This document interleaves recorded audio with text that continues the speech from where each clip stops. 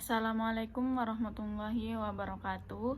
Selamat pagi, siang, maupun sore kepada dosen saya, Ibu Insinyur Kori Ulan, SHUT MSI, dan beserta teman-teman sekalian. Sebelumnya perkenalkan, nama saya Nabila Joanda Arvina Simamora dengan NIM D1D023040. Untuk kesempatan kali ini saya akan mempresentasikan bagaimana hasil praktikum yaitu berjudul Inventarisasi Primata dan Herpetofauna di kawasan Universitas Jambi Mendalo. Baiklah, saya akan membahas yang pertama, yaitu ada primata atau monyet ekor panjang, di mana primata merupakan salah satu ordo mamalia yang memiliki peran penting dalam fungsi ekosistem dan interaksinya dengan manusia. Salah satunya monyet ekor panjang atau Macaranga fascicularis yang disebar luas di Asia Tenggara termasuk Indonesia.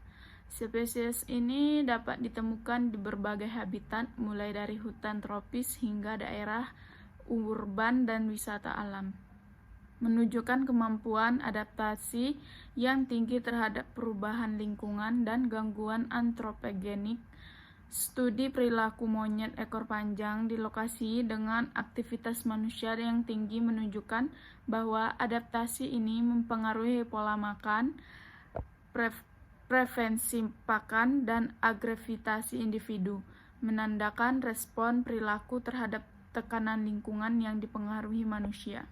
Lalu ada pun tujuan praktikum, yaitu yang pertama melakukan pengamatan terhadap pola aktivitas dan pergerakan monyet ekor panjang atau Macaca fascicularis di kawasan hutan pendidikan universitas serta area belakang Fakultas Ekonomi dan Bisnis. Baiklah, yang selanjutnya itu ada tujuan praktikum. Yang pertama itu ada melakukan pengamatan terhadap pola aktivitas dan pergerakan monyet ekor panjang atau Macaca fascicularis di kawasan hutan pendidikan universitas serta di belakang Masjid Jami Universitas Jambi. Yang kedua itu menganalisis perbedaan aktivitas monyet ekor panjang berdasarkan waktu pengamatan, yaitu pada periode pagi dan sore hari.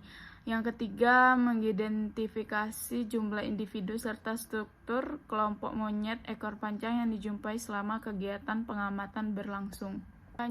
Selanjutnya itu ada metode praktikum, di mana yang pertama pengamat diam dan bergerak. Pengamat diam adalah metode pengamatan di mana peneliti tetap berada di satu lokasi tertentu untuk mengamati dan mencatat satwa yang muncul secara alami di sekitar titik tersebut. Tujuannya untuk memperoleh data, perilaku, dan perbedaan fauna tanpa mengganggu aktivitasnya.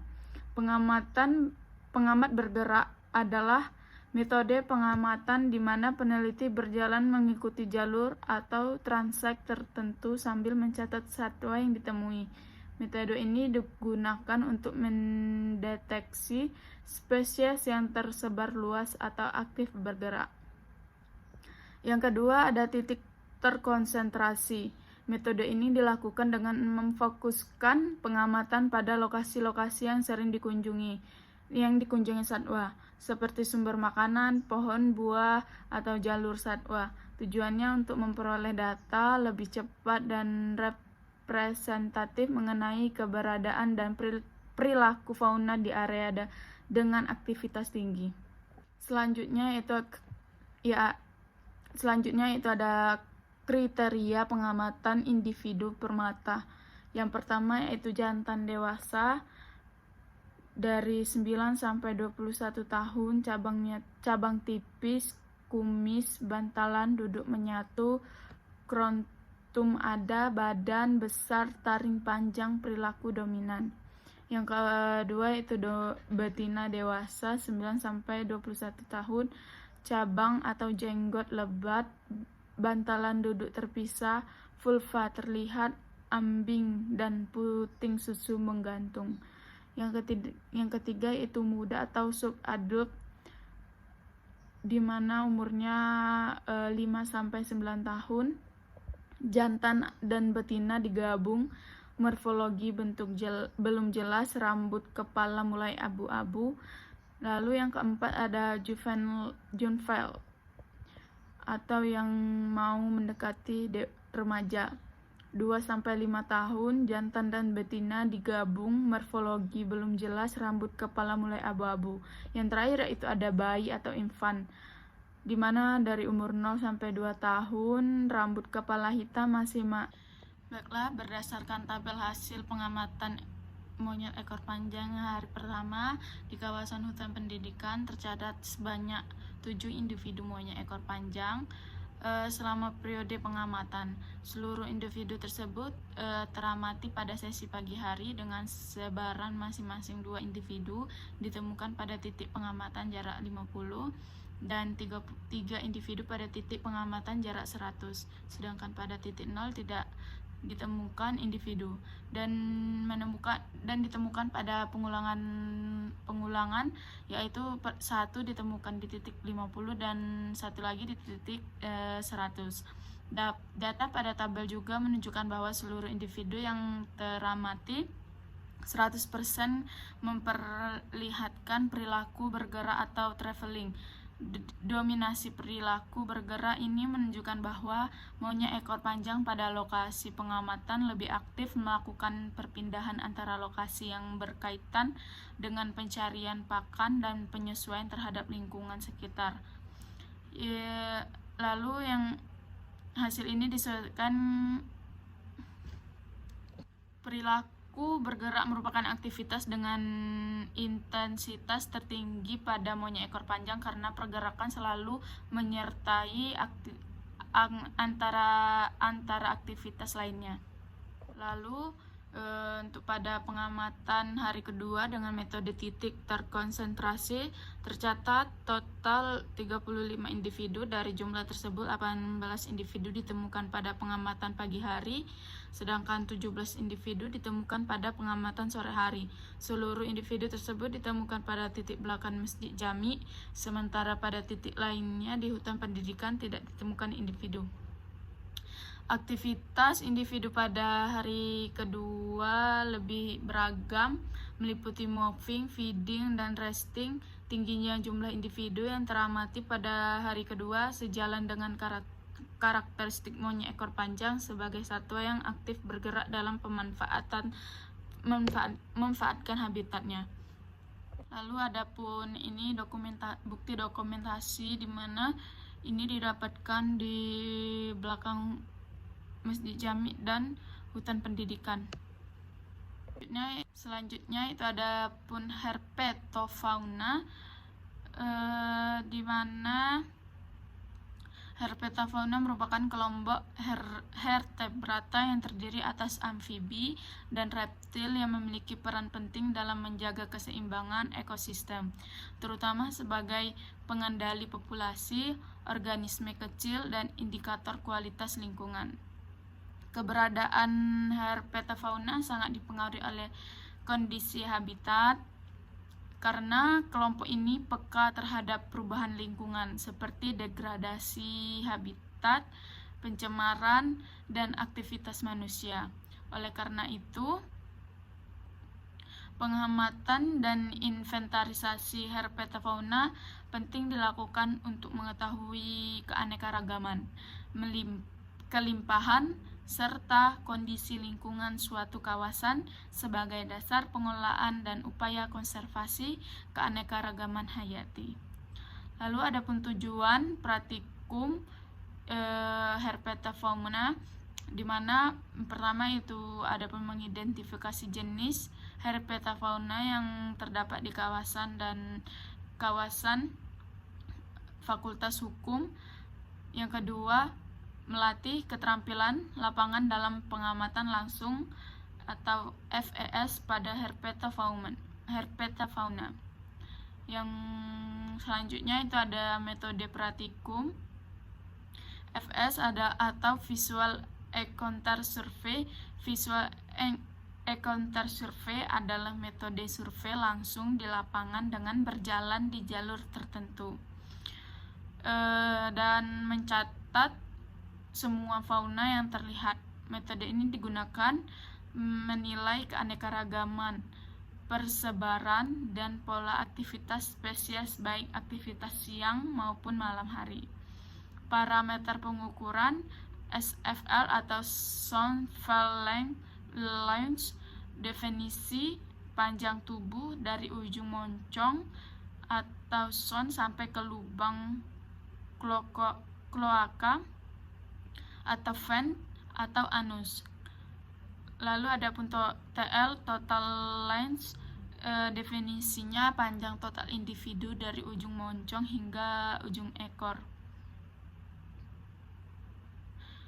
Ini adalah hasil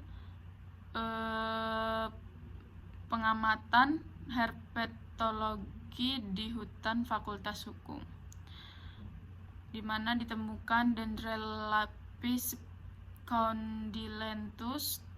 Lalu ada pun spesies Ahontula prasina,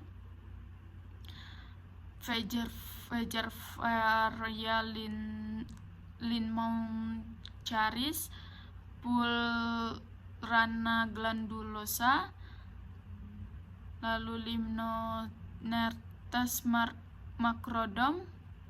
Lalu ada pun Hilarena parvacola, itu ada 3.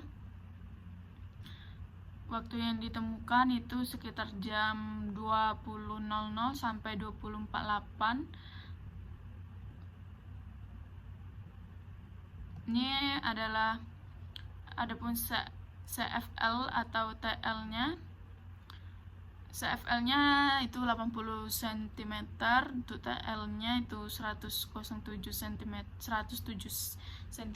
untuk spesies Dendrelaphis condylineatus. Lalu adapun CFL 60 cm dan TL-nya 92 cm itu adalah spesies Ahontula prasina. Lalu adapun CLF-nya 4 cm yaitu Faegervaria limnocharis. CFL-nya itu 5 cm yaitu spesies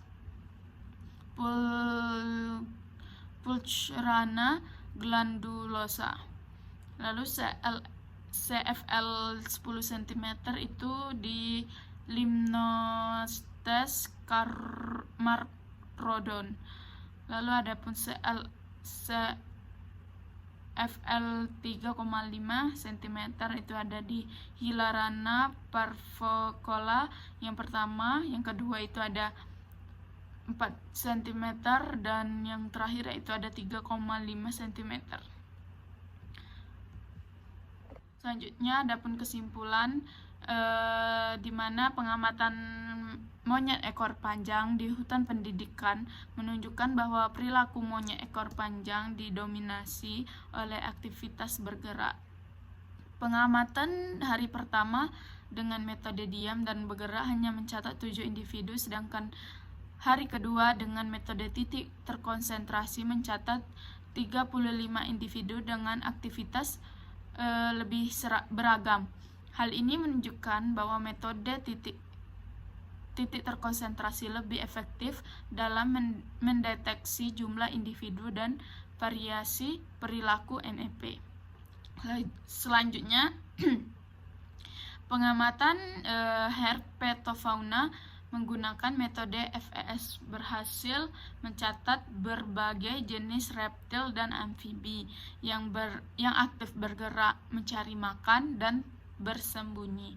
Hal ini menunjukkan bahwa metode FES efektif untuk mendeteksi keberadaan dan perilaku herpetofauna di habitat hutan secara berlangsung.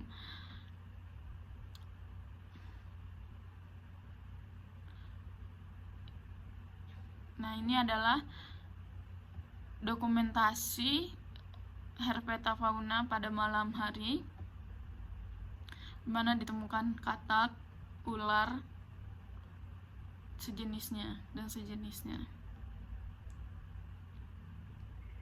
Ya, mungkin sekian presentasi dari saya.